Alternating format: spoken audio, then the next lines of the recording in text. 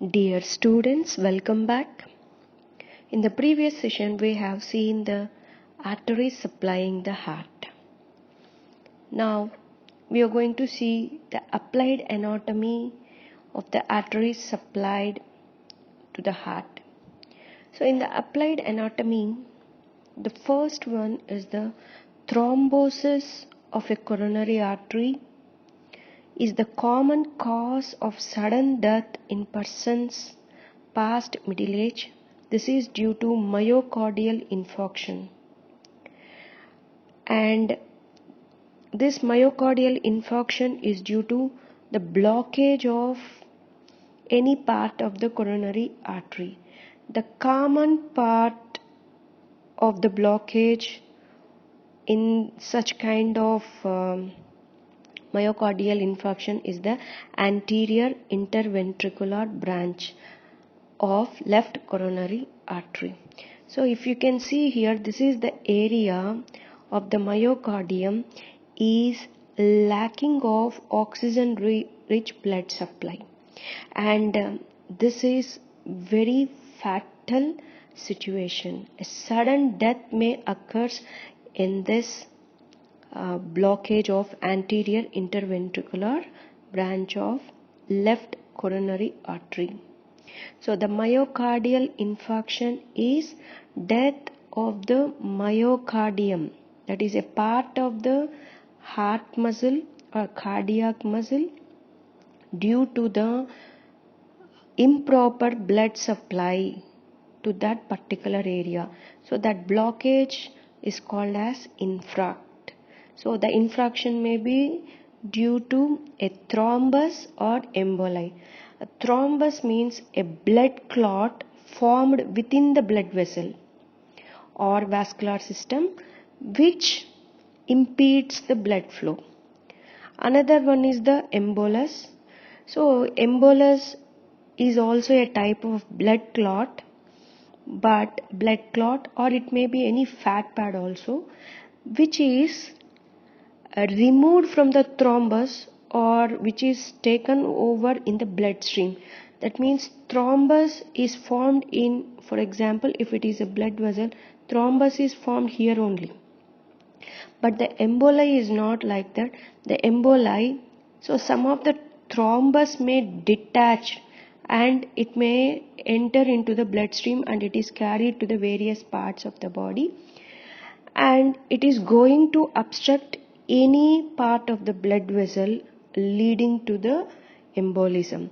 So these are the two causes which causing myocardial infarction, and it gives some ventricular fibrillation. The ventricular fibrillation is an not a rhythmical heart rhythm which is occurring in the lower chambers of the heart, which is triggered by this myocardial infarction, which is triggered by heart attack. Once the heart attack occurs, the ventricular fibrillations are appeared, and this is also a fatal situation, and this is caused due to the blockage of anterior interventricular branch of the left coronary artery. This is about the myocardial infarction. And coming to the next one is the angina pectoris. So this angina pectoris means a chest pain or discomfort due to coronary heart disease. Coronary heart disease is nothing but there may be any obstruction in the blood vessels of the heart leading to the coronary heart disease. Okay. When this angina pectoris occurs, here there is an incomplete obstruction. There is no complete obstruction. There is an incomplete obstruction of the coronary artery causes angina pectoris. That means, so this incomplete obstruction causes spasm of the coronary artery. That means the artery is going to constrict. So that is the spasm of the coronary artery causes angina pectoris, which is associated with agonizing pain. That means severe pain. That means the pain may be squeezing, pressure, heaviness, tightness, or pain on the chest. Okay, pain in the chest. Okay, this agonizing pain is seen in the pericardial region. So the pericardial region is the portion of the body over the heart. Over the heart and the lower chest is called as pericardial region. Commonly we can call it as anterior chest wall over the heart. So that is the pericardial region, and this agonizing pain is seen in the pericardial region and down the medial side of the left arm and the forearm. So this is the pain which is transmitted in the angina pectoris, which is felt in all these places. Whereas in the myocardial infarction, the common symptoms are the chest pain, discomfort with many which may travel into the shoulder and also arm and also back, neck and jaw. So these are the symptoms of myocardial infarction. Whereas in the angina pectoris, the pain is present on the pericardial region and which is traveling on the medial side of the arm and the forearm. So you have to observe the symptoms which is differing in myocardial infarction as well as in the angina pectoris. Here in the angina pectoris, it is an incomplete obstruction.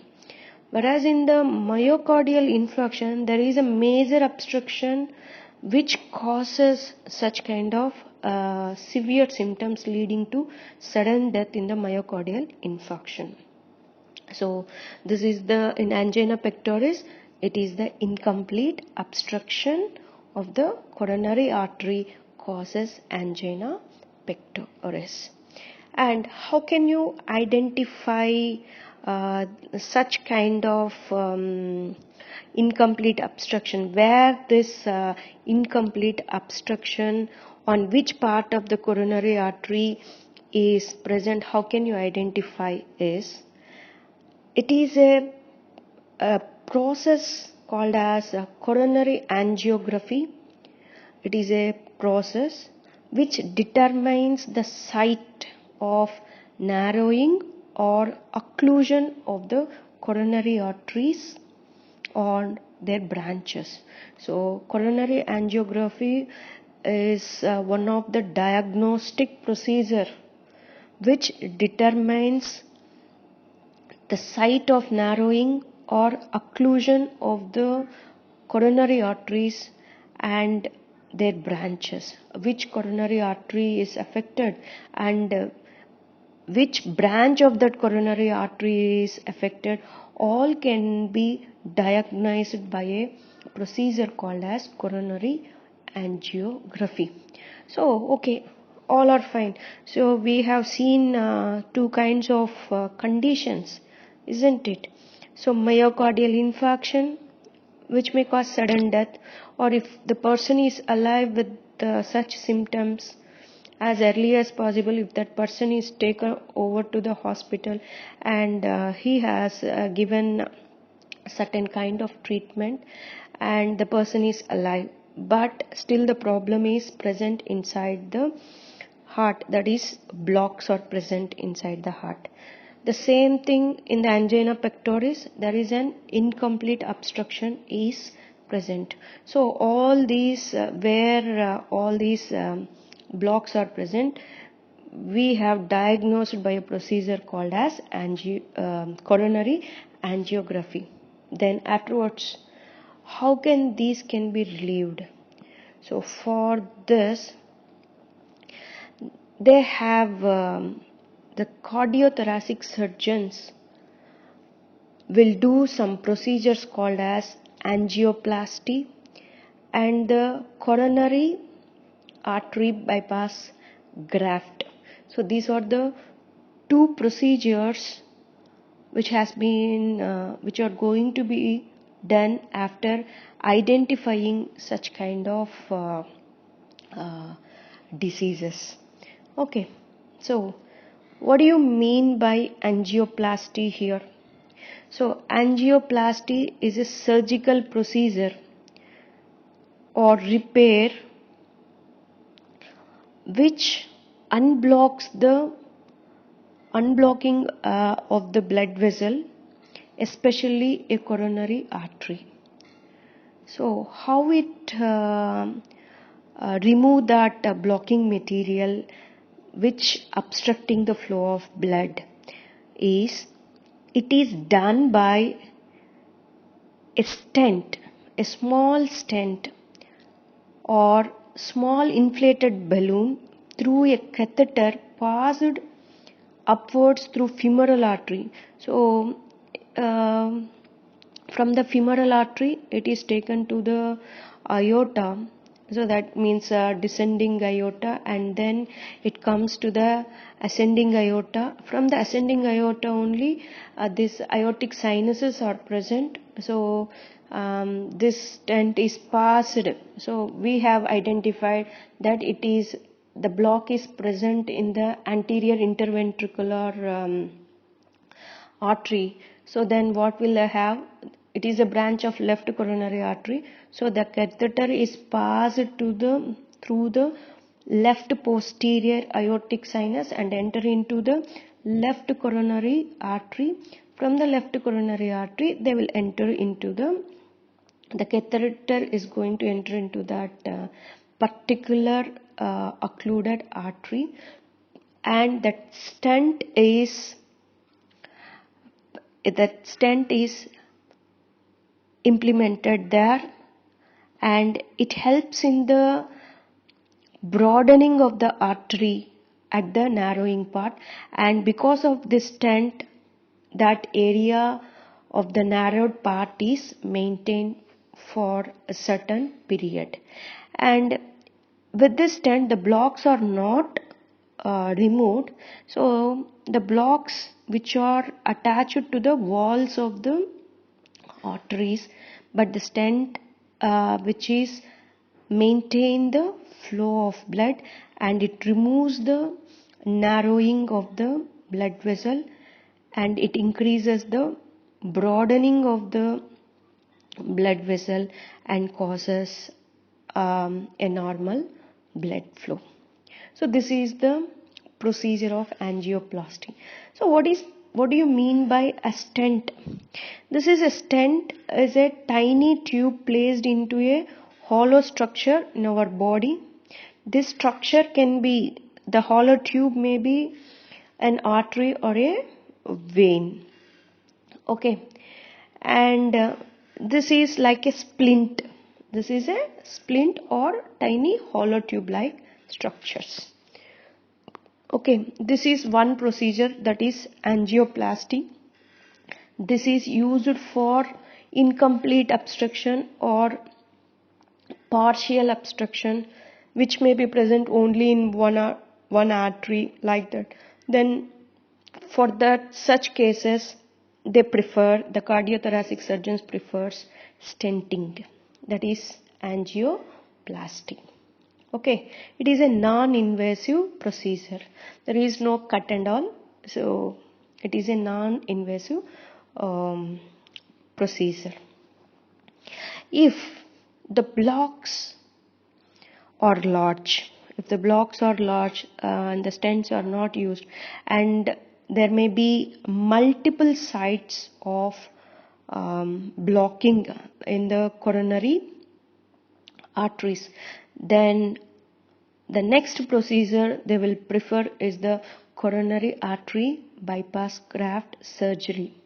So that is called grafting. So the grafts which is used to maintain the blood flow for the ischemic areas.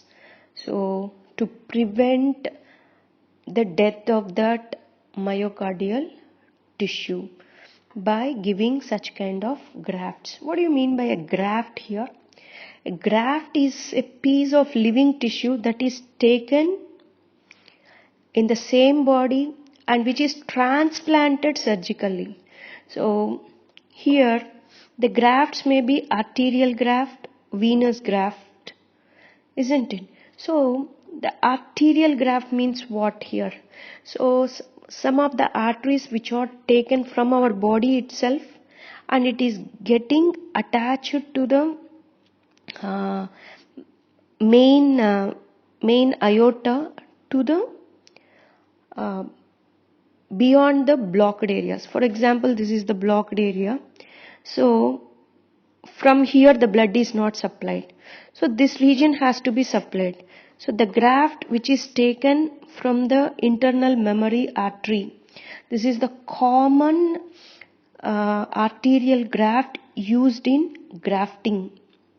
So arterial, that too especially the left internal memory artery is taken from the internal thoracic artery. So that artery is used as an arterial graft which is connecting the beyond the unblocked area. And once this artery is attached here and this area is again getting the blood supply. So here we are seeing the multiple blocks. That means it requires more arteries for grafting. The another artery, the next common artery which are used for grafting is the radial artery. The radial artery is taken from the forearm and this can be attached here from the main aorta to the beyond the unblocked area. And some venous grafts are also used. The common venous graft used is the saphenous vein which is present in the lower limb. That vein is taken as a graft in bypassing the coronary artery. So these are the common grafts. One is the arterial grafts and the venous grafts. The common arterial grafts are the internal memory artery graft and the radial artery. And next one is the venous graft. The best grafts are the arterial grafts when compared to the venous grafts. So for example, if there are multiple blocks are present, they have to put multiple grafts. Then normally the cardiothoracic surgeons will take, according to the patient conditions, they may take one arterial graft and one venous graft, or two arterial grafts and one venous graft. If three grafting has to be done, so the three arteries may not be possible for that patient, then they prefer for venous grafting. So all these grafting depends upon the patient's condition and the choice of the surgeon based upon the patient condition. So this is all about the applied anatomy of the arteries supplied to the heart. In the next session, we are going to see the venous drainage of the heart. Thank you.